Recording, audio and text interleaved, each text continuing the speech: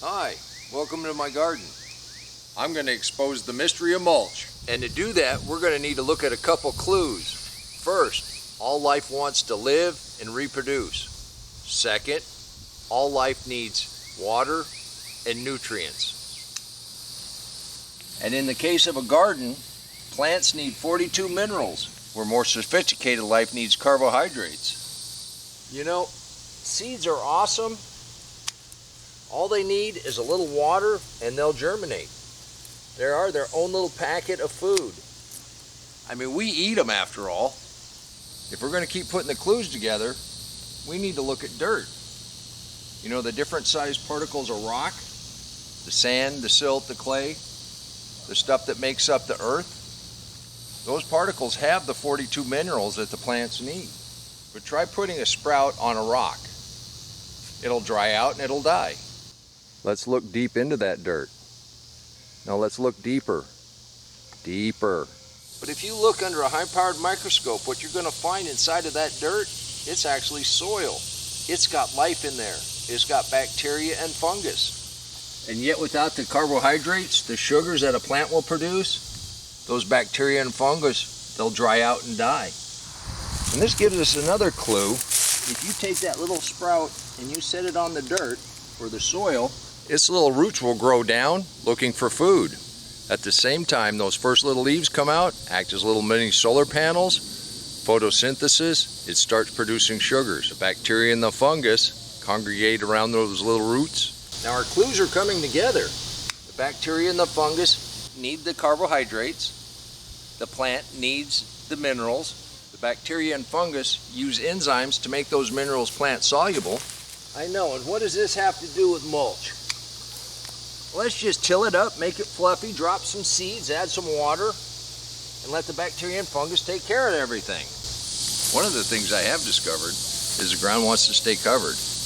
Kind of a protection against the sun drying it out. We've already talked about how the sun will affect the bacteria and the fungus. And by tilling it up, you're also disrupting that bacteria and fungus and letting it dry out much faster. You're also bringing seeds to the surface, and those seeds we're going to go ahead and germinate. And if nothing else, the mulch acts as a skin to the soil.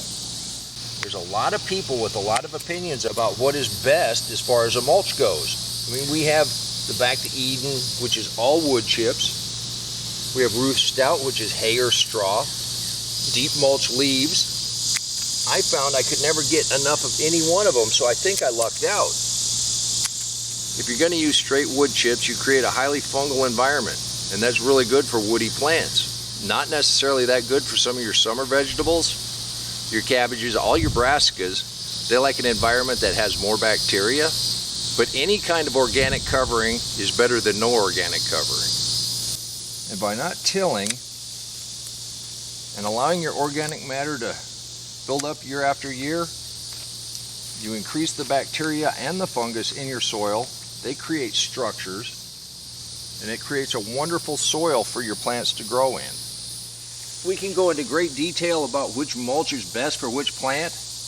Bottom line, by keeping the ground covered, you make a better environment for all of your plants. Not only does it create wonderful soil, it moderates the temperature, it holds a lot of moisture, and it prevents a lot of weeds from growing. If you've been visiting my garden and following my story for a while, you realize I don't have hardly time enough to pick, let alone weed, and we do very little watering. Obviously, if something needs watered, we're going to water it. We have buckets sitting around to let the chlorine evaporate off, so we always have water in the garden. And just randomly, you dig down, you look at that soil. You can stick your hand right, you can dig right down in there. There's roots in there. It comes together, it breaks apart. It's got wonderful structure. It's got great moisture. And this is the walkway.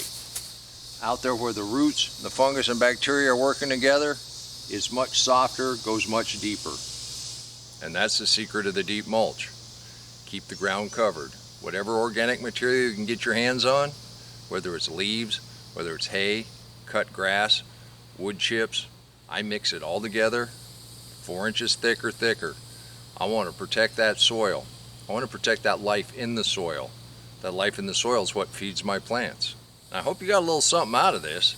We go into much greater detail in the living soil, which is right there, and I'll meet you right back in the garden. And if you want to see more about the deep mulch, click that link right there and I'll meet you back in the garden. And until next time, remember, take care of yourself, take care of your family, and God bless you. Come on, let's plant. Let's go plant garden.